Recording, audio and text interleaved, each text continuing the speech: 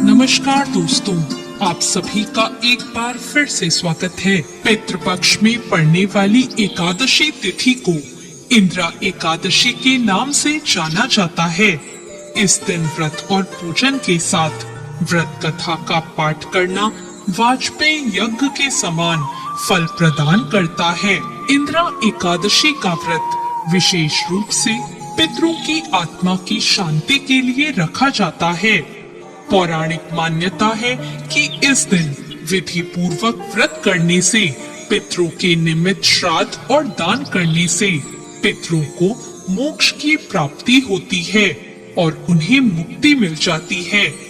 इंदिरा एकादशी व्रत कथा का वर्णन महाभारत में स्वयं भगवान श्री कृष्ण ने किया था। आइए जानते हैं इंदिरा एकादशी की व्रत कथा। सतयुग में इंद्रसेन नाम के एक राजा माहिष्मती नामक क्षेत्र पर शासन किया करते थे। इंद्रसेन परम विष्णु भक्त और धर्मपरायण राजा थे और सुचारू रूप से अपना राजकाज कर रहे थे।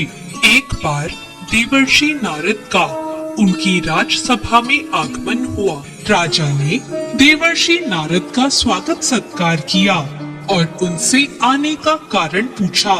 नारद जी ने बताया कि कुछ समय पहले वो यमलोक गए थे और वहाँ पर उनकी मुलाकात राजा इंद्रसेन के पिता से हुई थी। नारद जी ने कहा, आपके पिता ने आपके लिए एक संदेश भेजा है। उन्होंने कहा है कि उनके जीवन काल में एकादशी का व्रत भंग हो जाने के कारण उन्हें अभी तक मुक्ति नहीं मिल पाई है और उन्हें यमलोक में ही रहना पड़ रहा है। उन्होंने कहा कि जाकर मेरे पुत्र और संतति से कहिएगा कि यदि वो अश्विन कृष्ण पक्ष की इंदिरा एकादशी का व्रत रखें तो उसके भाग से मुझे मुक्ति मिल जाएगी।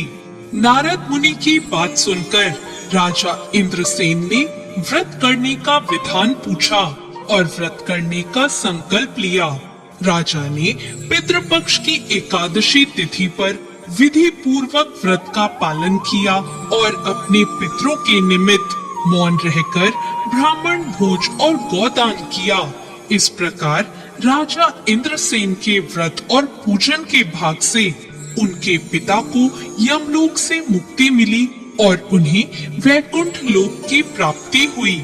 उस दिन से ही इस व्रत का नाम इंदिरा एकादशी पड़ गया और इंदिरा एकादशी के व्रत करने के पुण्य के कारण राजा इंद्रसेन को भी अपनी मृत्यु के बाद स्वर्ग लोक की प्राप्ति हुई थी।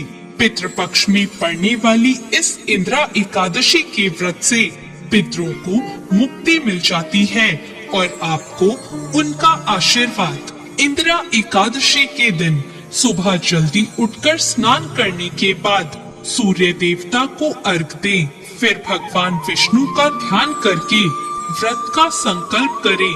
अपने पितरों को याद करते हुए भगवान विष्णु की तस्वीर पर गंगा जल, पुष्प, रोली और चावल का भोग लगाएं और यह ध्यान रखें कि भगवान के भोग में तुलसी की पत्ती को जरूर रखें। पूजा करने के बाद पितरों का श्राद्ध करें और ब्राह्मणों को भोजन कराकर उन्हें अपनी क्षमता के हिसाब से दान दें।